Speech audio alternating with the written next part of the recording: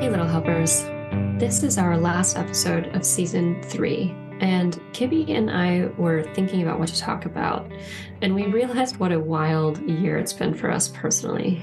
Kibby on the parental front, me on the relationship front, and so we kind of wanted to do a personal retrospective of what we've learned this year, and kind of like almost the journey of our podcast episodes. Kibby, what were you noticing when you looked back? Whew. A lot of peaks and valleys, I can say. Our first episode of the season was about you breaking up with your engagement and how you made that decision. Mm-hmm. And then looking through all the different episodes of season 3, it's like how to spot a narcissist, how to get over emotional abuse, how to change attachment patterns, what's wrong with men. I think that a lot of our episodes have been driven by our own personal learnings and the things that come up in this crazy year. So yeah, that's what I noticed. Yeah, that was those were almost the episodes relevant to me. And then for you, you started out very early on with a postpartum depression episode. And yeah, well, I mean, my baby's now a year old now. So in the past year, I've just gone from, being pregnant to having a toddler. And so that has been a journey too. So we've really been through some stuff this past year. It's been no you've joke. had a career journey too. I have. Yeah. I can talk a little bit about that too. I mean, I'll talk more about that next season, but yeah, we've gotten a lot of transformation. What do you think your main, let's start out by like, give me a year ago. Where were you? What were you feeling? What was going on? And then, trace us through now. I think this year has been good. Mm-hmm. It's the previous 2 years that were really rough. Mm-hmm. But this year started out with, me in my new apartment with my cat, free, dating again, and looking back at what had happened. And then the next few months was a period of coming to terms with that relationship and with the things I had believed about myself and about relationships. And then it kind of meeting such an opposite person that's been so healing and feeling much more stable, secure, and like a kind of a better person myself. I mean, that whole cliche of like, you make me want to be a better person. Mm-hmm. I think being in a stable relationship with someone who's kind and selfless, it's not that I'm like, oh, I want to rise to his level. I'm like, I want to treat this person well because he treats me so well. It's like very simple. Mm-hmm. But in the start of the year, it was a lot more rummaging through really difficult emotions and realizations. Tell me more about that. Now, looking back a year from that point, what was going on in your mind? What were you feeling? Do a general recap for people who may not. There's a reason why the episodes aren't up. We can't say exactly, but there's been some time where we can't actually have the episode where you describe what happened. Yes. So what, for people who don't know, what's the general story about what happened and what were you feeling at the time? I mean, what happened was I was in a 2.5-year relationship and I ended the engagement 2 weeks before the wedding. Mm-hmm. And that decision came with a lot of input from my friends and family, a lot of concern, and a lot of fear on my part about losing the relationship and hurting him, losing my security, and also a lot of negative beliefs I had about myself that were fostered through that relationship. Mm-hmm. So, I mean, I had a partner who was constantly telling me I was a narcissist and that my friends thought I was a narcissist. And, I had this belief that I had an avoidant attachment style, which I think I'm maybe, but it was more on a mild side of that than I thought I really did. And it was the first like 6 months after the breakup, probably longer than that, and still sometimes to this day, it was really difficult to I come to terms with both being very angry and hurt and mistreated by him, and also the softness and the sweetness and the love that was also there. And having these two figures in my mind about who he was, and also my very split feelings about him. And so I was vacillating wildly between anger and like self-righteousness and extreme guilt and sympathy for him. And that sucked. I mean, that was really, really tough. It's really hard to love someone who was abusive towards you at the same time. Yeah. You've gotten a couple of little helpers reaching out to you and either resonating with what you were talking about, or right? Like you were saying that there's some people saying like, I'm in a similar relationship, and I bet a lot of people listening are in either have been in similar situations or in one now. And what would you say to those people? Like how did you respond? How do you talk to people who are in a similar situation that you were in? It's it's hard kind of being bound to like not being able to tell someone what to do by our profession. Yeah. But if I were honestly going to give advice, it would be something like, look, you have the rest of your life to either be in chaos and misery with, sunbeams of love, or to choose yourself and your future and to spend it, in with joy and security and peace. And so, I mean, because what often happens in these relationships is that women feel way too guilty to leave. The man may have a really rough childhood or background of some sense. There's often a sense of like, it's us against the world. I'm the only one who truly loves you. You're not going to find anybody else who loves you like I do. I mean, there's a degradation of the person's self-esteem that accompanies these incredible declarations of everlasting love. And that's a trap. I mean, it's just simply not true. But it's very, I was thinking yesterday after I had a 3-hour phone call with Jason, and today is our 11-month anniversary. Oh, so congrats.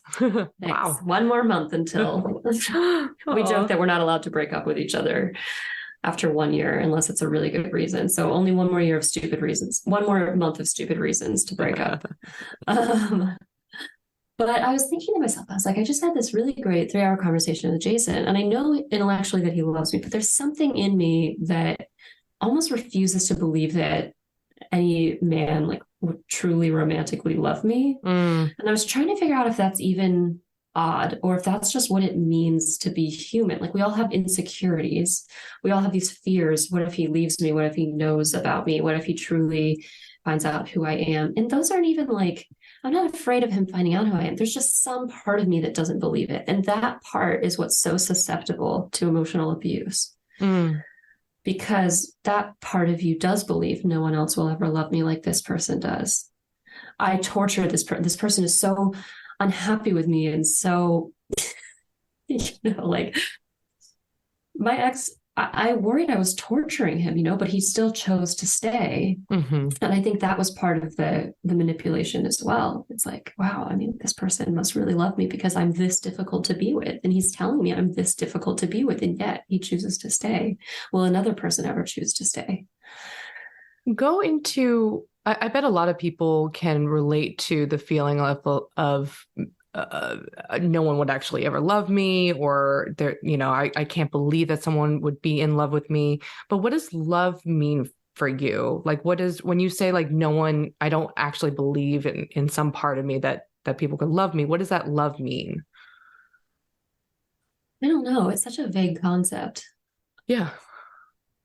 Um, there's something about it where I'm just like, I really believed that my ex was thinking about me constantly because I did Uh-huh. believe in his obsession with me. Mm-hmm. Mm-hmm. I find it hard. I mean, sometimes when Jason says he misses me, I think because I find it hard to believe that he's like over there thinking about me all the time. Mm-hmm. And that's not a failure on his part to communicate his love to me. But I think what makes him such a good partner for me is that he's not so effusive and so clingy and Mm-hmm.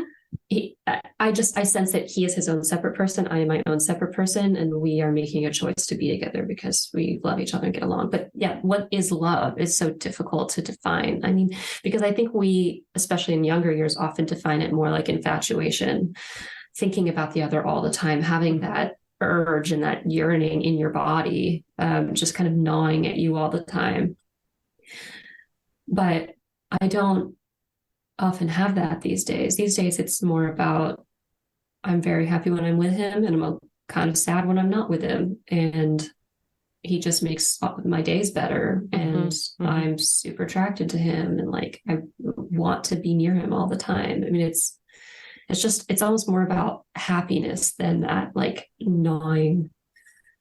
Oh, I have to have him. Right. Right. And what is it that you feel you believe that what kind of love do you believe that men can have for you? I'm talking to your insecurity part, not like the actual Yeah. beautiful reality that you are loved.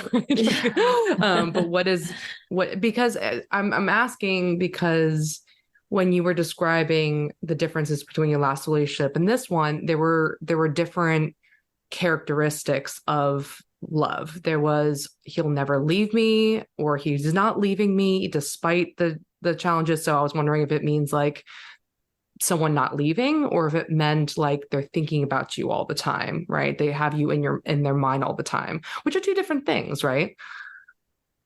I think there's almost something that feels egotistical to that part of me that's like, oh, I'm almost up too close to myself.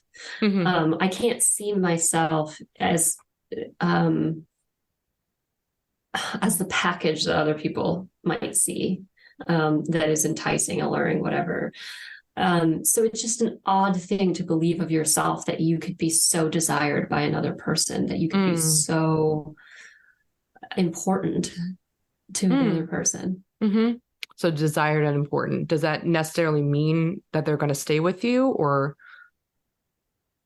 Um, I mean, I think probably some of this was crafted by 10 years of short relationships where longevity just wasn't an option. It wasn't available. And uh-huh. so maybe that plays in Uh-huh. as well. Yeah. Interesting. I don't Uh-huh. know if it's rational. Do you have this part of you at all? Or am I?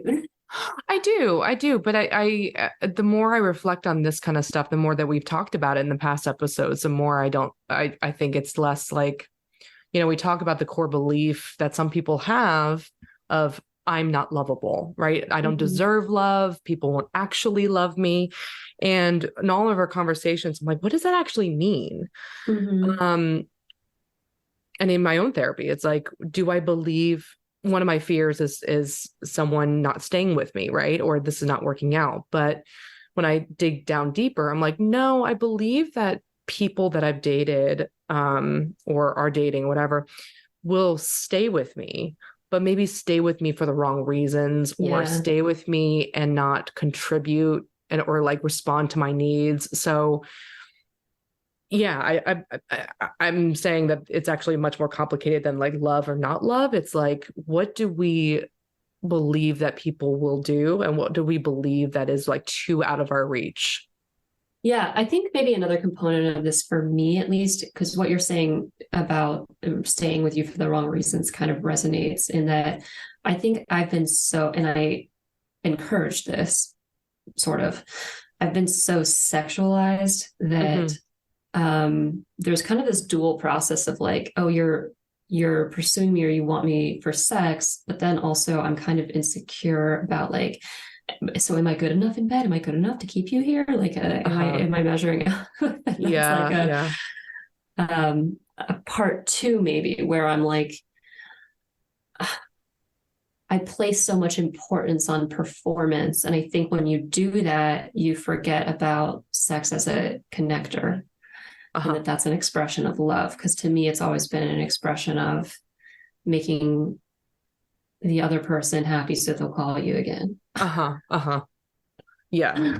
Yeah. It's kind of like moving from being a commodity, right? It's like men Yes. will want you for your sexuality or that you're interesting or any of the things that they can have versus like I'm with you because of of your whole person, and it's not like I'm Yes. getting something out of you.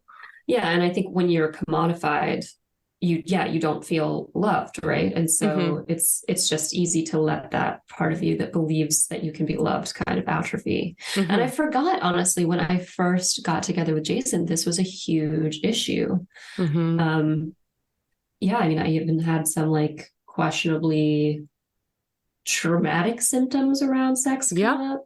Yeah. And so yeah, that, I mean, when I say it's been healing, I mean on multiple levels. Like, How did you work through that? How did you work through, because we our our earlier episodes did talk about how do you go from a relationship that is problematic in many ways or harming to healing, right? yeah. How like we I remember there was people who reached out saying like how do you change your attachment patterns? How do you go from picking the wrong guys to picking the right guys or partners? What was that process like for you? I mean, part of me just feels like it was a bolt of lightning of good luck, because I'm like, I've never met anyone else like Jason. And if you met Jason, you'd be like, oh, he's a normal guy. It's not like he comes in like the Messiah and is like, I will distribute goodwill wherever I step. No, he's like a normal person. But I just think through losing his wife and raising a kid by himself, he's just developed a maturity and nobility that I haven't seen before. And I don't, given given the landmines that are out there for women to date, I part of me doesn't know how to answer the question because I feel like I'm so lucky that I stumbled upon this person. On the other hand, I did a lot of work in my last relationship to force my square peg into a round hole, so to speak. Hmm. Like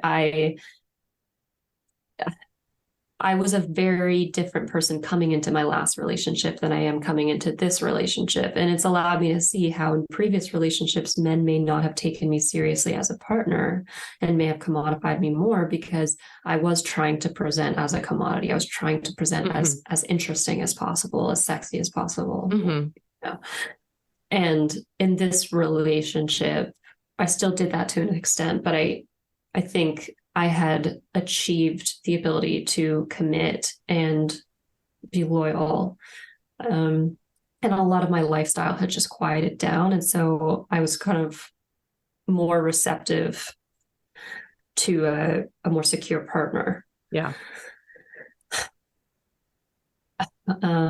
I mean, a lot of communication, a lot of prioritizing things that actually need to be prioritized. I used to look at uh, I used to look at things that I remember I saw a We Met at Acme poll recently that was like, should you settle when a 10 out of 10 man could be out there? How do you know when to just be happy with what you have, basically? Hmm. And the thing is that a 10 out of 10 man is total perception. I mean, it's not Hmm. like anybody's perfect, right? But if you consider your partner a 10 out of 10, that means that there's probably a baseline of compatibility and attraction and all of those nice things. But it also means that you are receptive to loving a person and to appreciating that person as they Hmm. are. Hmm.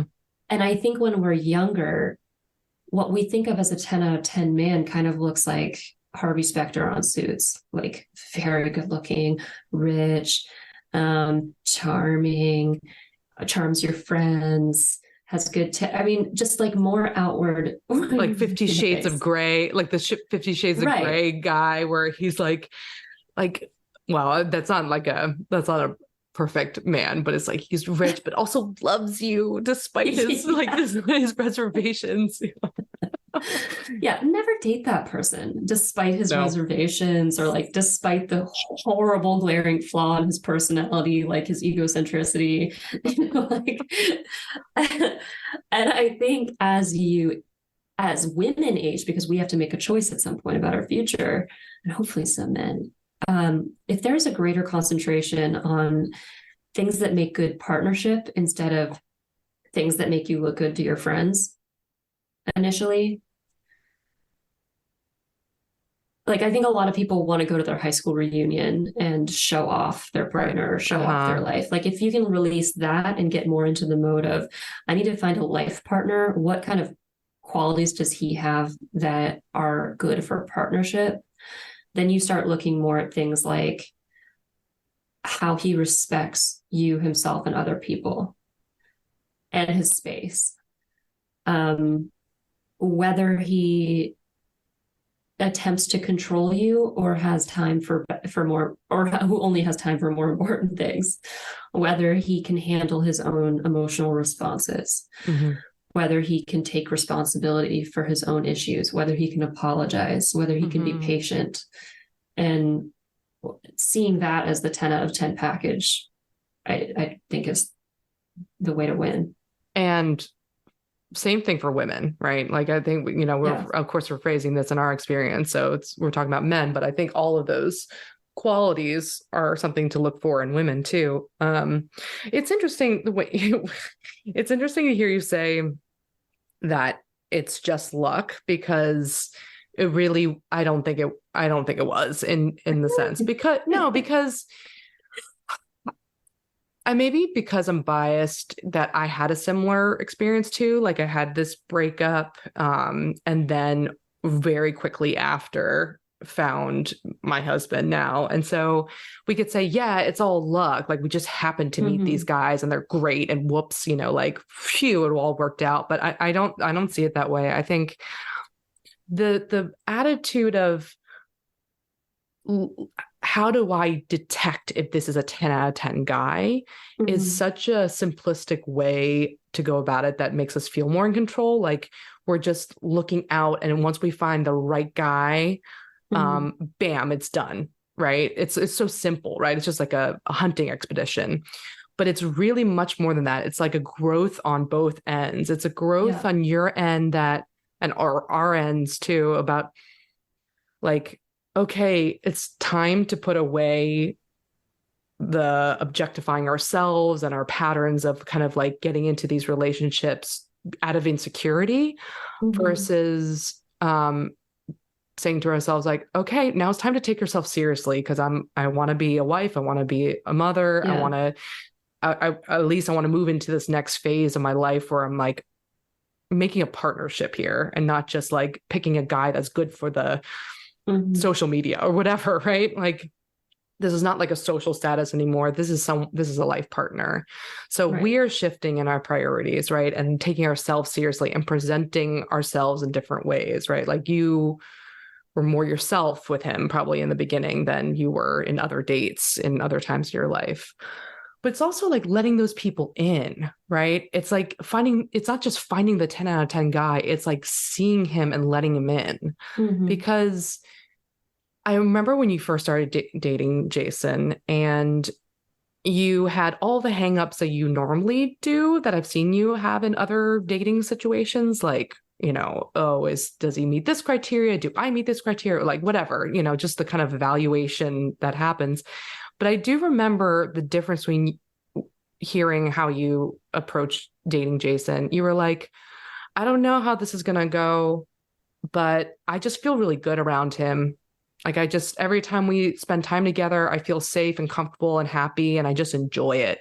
So I'm just going to take a chance. And I saw you opening up yourself in response to that. Like you were more intimate with him. You probably shared more of yourself and your feelings. I remember when you did say that you had difficulties with these trauma symptoms, you didn't run away. You didn't blame it on him. You didn't blame it on yourself. You were like, oh my gosh, this stuff is coming up and I'm working through it and I'm scared about how this is going to impact a relationship. But you still like stuck with it, right? And still like kept opening yourself up in all these ways. So it wasn't like luck. It was like you were ready for something different. You were willing to put in the work and you were willing to open yourself up to someone who the main criterion when you were dating him was like, I feel good when I'm around him. I feel safe, you know? I felt like I could be myself, as things that you said. Yeah, he's definitely the first person I've had a feeling of safety with. I don't, and it's, yeah. You might have broken up with, you might have like hooked up with him and then kept pursuing different guys in a different time in your life, you know? So it's not luck. No, yeah. I mean, I certainly think that I grew and became receptive to somebody like him. And I mean, I've said before, I doubt I would have dated him in my 20s. Yeah, I guess I just feel lucky to have met him because he is so receptive and he just has a nobility to him. And I guess I see all my friends meeting men and I don't get the sense that there's a feeling of safety. And there's just so many issues that I'm like, it gives this illusion of no good men out there. And if you find one, holy shit, hold on. But I don't know how accurate that is. I mean, I have some lovely male friends that I would introduce. Do I then? I've got one that I can think. Anyone interested can reach out to us, and we can certainly make some introductions to our nice single friends. Yeah. Do we have them? Yeah. You know, like the one I could think of is already in a relationship. This isn't good. Never mind. We're not going to be a dating service. What about you though? I mean, also your marriage is relatively new. What's different? Yeah, it's crazy because we were best friends for 18 years and then got together and then within months we're pregnant. So it's interesting that we skipped a lot of the steps that you normally do in dating, which is like, do I trust this guy? What is he actually like? And, you know, how is he grown? What are his faults? What, you know, we knew all that stuff up front, right? The interesting part was that we skipped the dating and went almost right to the co-parenting part, and then we like moved cities. So there was so many changes. And we did hit some difficulties. So it did hit like a lot of like growing pains. And it was hard to tell what they were coming from. Is it becoming new parents? Is it moving? Is it suddenly jumping into a relationship? Like there were so many things that were kind of hard to parse apart. And I can say that, couples therapy is huge, so helpful. And remembering that these transitions are hard and there's a lot to learn in a marriage, or there's a lot to learn in a relationship. Like, what do you do when the other person is really upset? Does that person want you to come support them and talk to them or give them space, or what? Like, and what are the rhythms of someone getting upset? Like, oh, every time that this comes up, this person gets stressed and then I do this. Like all of those things that you learn through dating them. And it's all a learning process. And I think that not all of them are red flags, right? Like if someone shuts down and is upset and needs to like take some time to themselves before they talk, it's not like, oh, this is a red flag. It's like, how do you work with this? Do you eventually work with that in a way that brings you two together, or does it actually like create more rifts in your relationship? So like how you resolve those tough moments can really, like weave the fabric of your marriage or relationship. It's interesting because you two had such so you had so many knowns, Mm-hmm. and then but then you embarked on the unknown of romance, but then before you had much of a chance to do that, it was like the total unknown for both of you, which is parenting and how you're going to Uh-huh. react in pregnancy and Oh my all of that. God. And so it's like there was no, it was like total knowns and then just shooting up a staircase Yeah. to this Yeah. total unknown. There was no ramp up. Yeah. And I think the hardest part with all of that is that we had no idea and still sometimes have no idea what is like our baseline or normal. Yes. Like, is this Kibby as a pregnant woman, like having emotions? Is this what I'm like normally?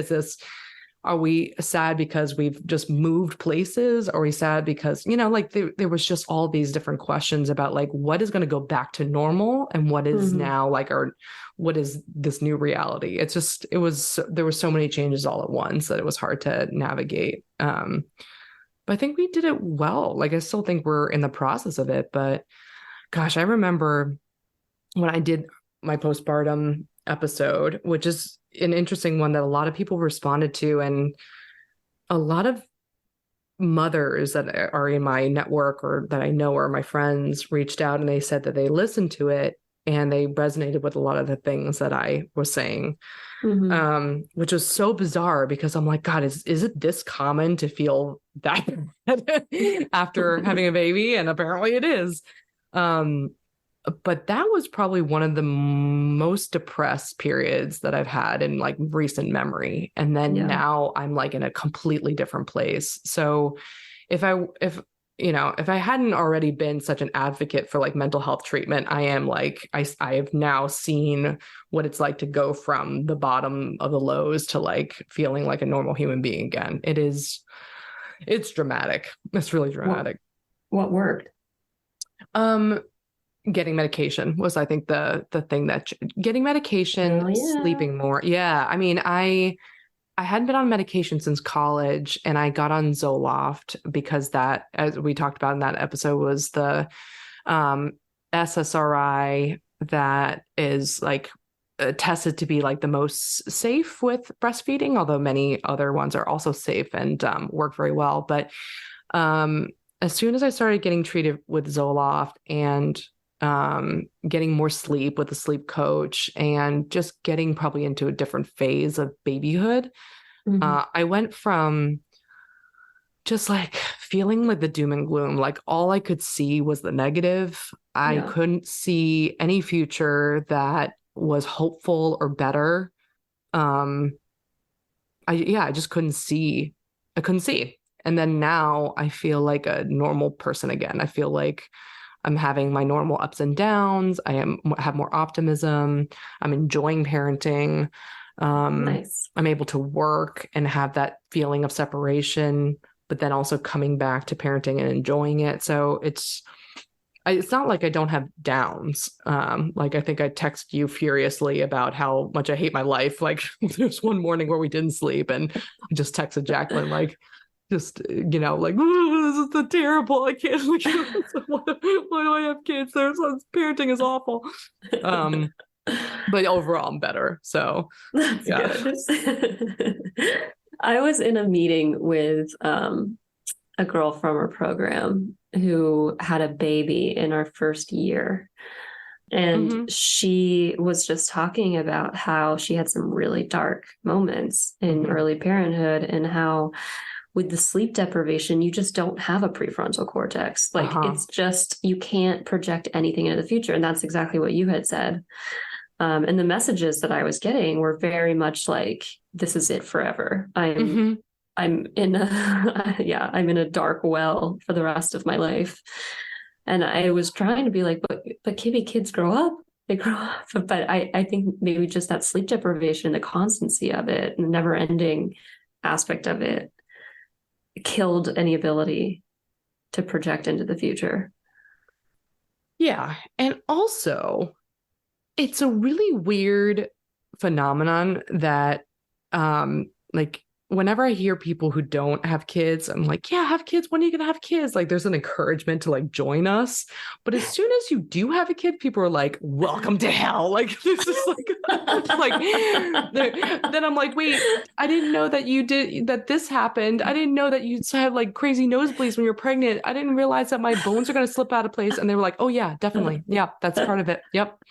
And I'm like, what are you talking about? Like all the detail, like you know how hard having a kid is. Everyone talks about it. It's all over the media. There's no secret that having kids is hard. Yeah. But you don't hear the details, right? You don't know what it looks like. You're like, oh no, there's going to be poop everywhere. Blah. No, the poop is not the problem.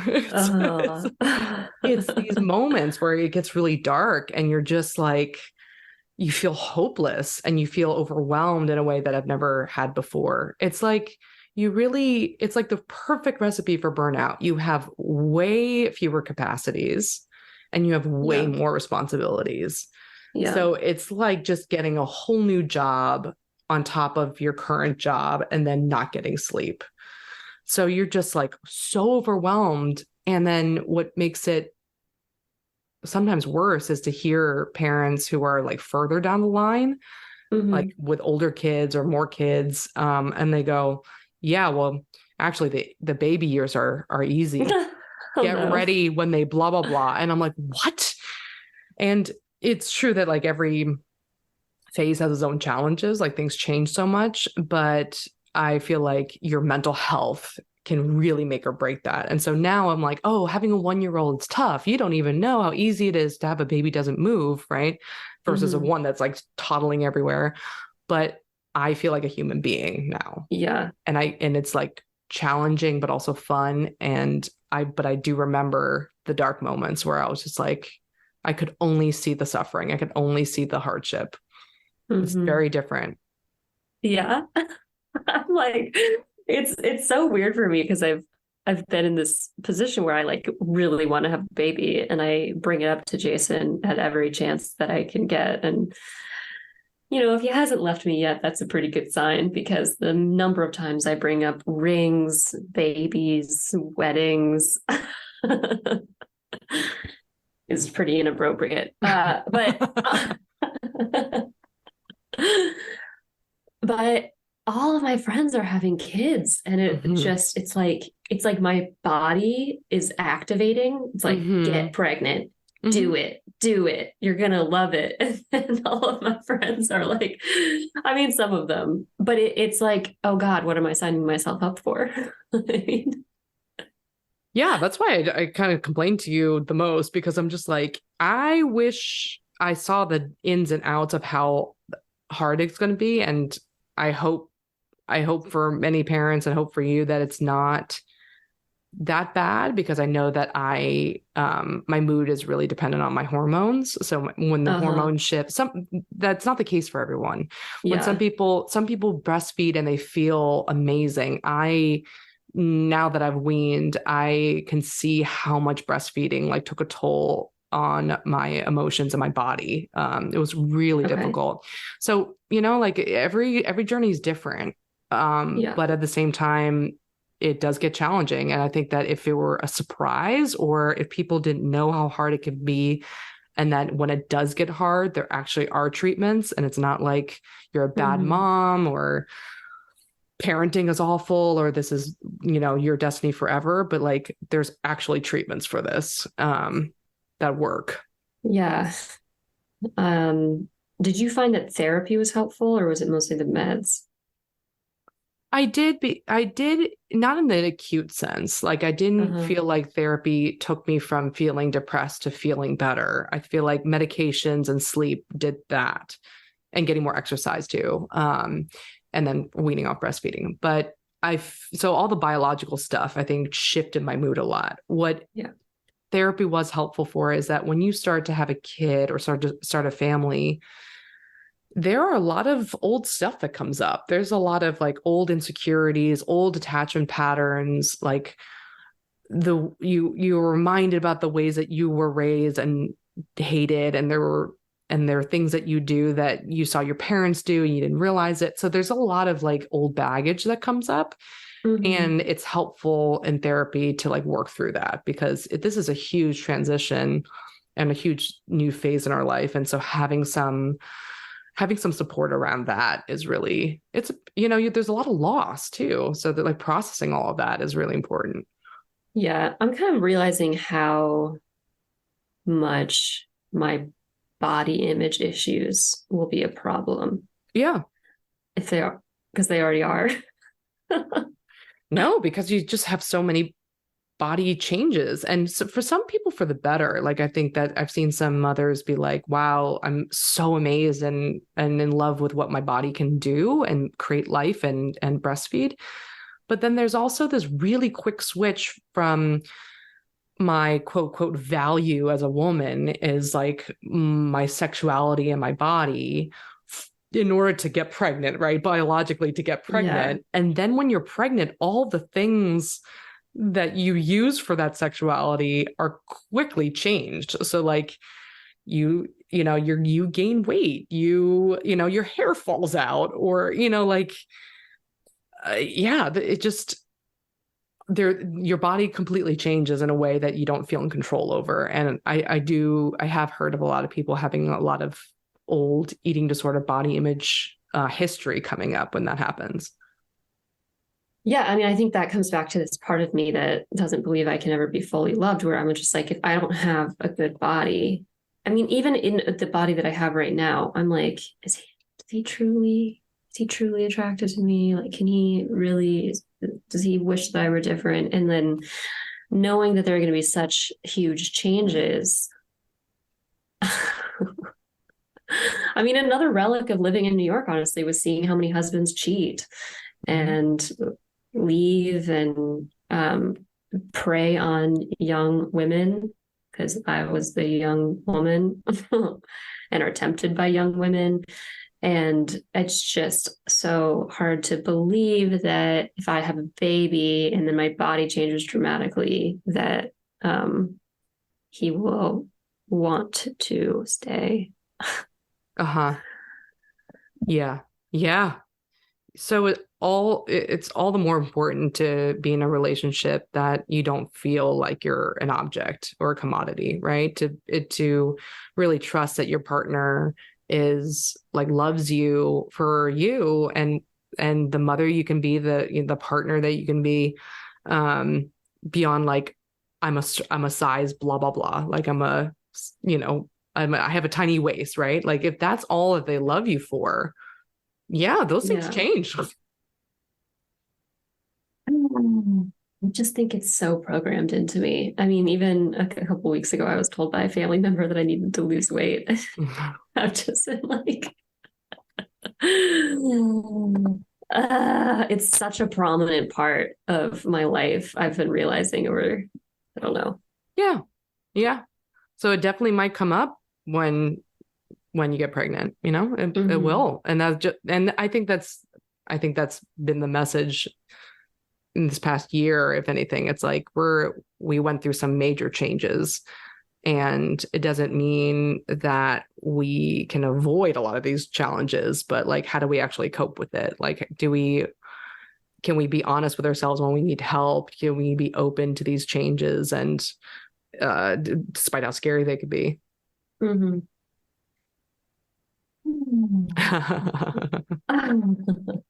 Yeah, I think I'm in the right relationship, and it's just about unlearning some of the fragility stuff. Like, love is incredibly fragile, and it'll break at any second. And yeah, so maybe that's my season 4 journey. Yeah. All this, it's really interesting to see all the different kind of clickbait things online that want to make relationships seem so easy and so simple. How to spot a blah blah blah. I mean, that's actually one of our episodes, right? Like how to tell if this is the right guy. Like, are you ready for kids? Like, there's no simple yes or no, right? There was never a point where I was like, oh, I'm 100% ready and I have no doubts with anything I've done. But yet we've done it, and it's a learning process all the way. How to spot a narcissist was like one of our that was one of 2 we had to take down, right? Yeah. Mm-hmm. How to spot emotional abuse when you feel silenced about speaking out about certain things. Wink. Yeah, guys, don't speak out about emotional abuse, or you too will be silenced. So just keep it in, let it fester. Yeah. Don't let other people in on the signs. Don't make it public. Yeah. Yeah, or you may receive legal action. So season 4, what are we've often done this thing where it's like, if something's happening in our life, there'll be an episode on it. But also bringing in topics we haven't yet touched upon. So I know I'm going to be slammed with work and I'm scared. Yeah. Yeah. And then probably season 5 will be a long distance relationship for me because that's internship year. And that'll be a nightmare. What are you anticipating? I think, it seems like we're both going to be on a different journeys in our professional stages. I actually am now a co-founder of a company called Sion Health. So that's a huge change for me, where we do AI solutions for mental health, and we are just like a small startup, and it's always something that I've dreamed about doing. And it's just one of those things that reminds me of how to pursue our values without really knowing like what that looks like. So I've always, with this podcast, with everything I've done, I've always wanted to help people connect to others better. Right. And like see mental health challenges as an opportunity to learn and grow closer to people and yourself versus something that's like, how to just get rid of someone, or how to get rid of emotions or people or things, like how to actually work with them to make ourselves like more connected in general.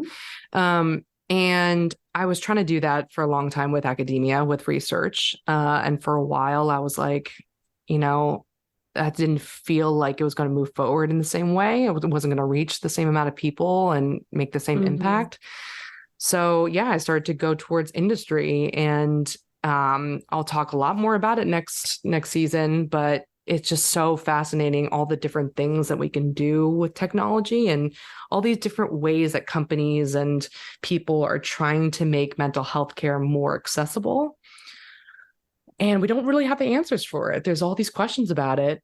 What would actually help? What do people want? How to get tools into people's hands. It's just like super fascinating. So that'll be the next journey for me. Yeah, it's amazing, the inaccessibility of mental health, and then how many people have subpar therapy experiences, when at the same time it's so lauded and promoted in our culture, which I'm grateful for, because I would like to have an income finally. And Kibby is trying to take that income away by forcing people to be on their phones instead of face to face with therapists like me. Yep. No, we're trying to just give an alternative to people who can't afford you. that's really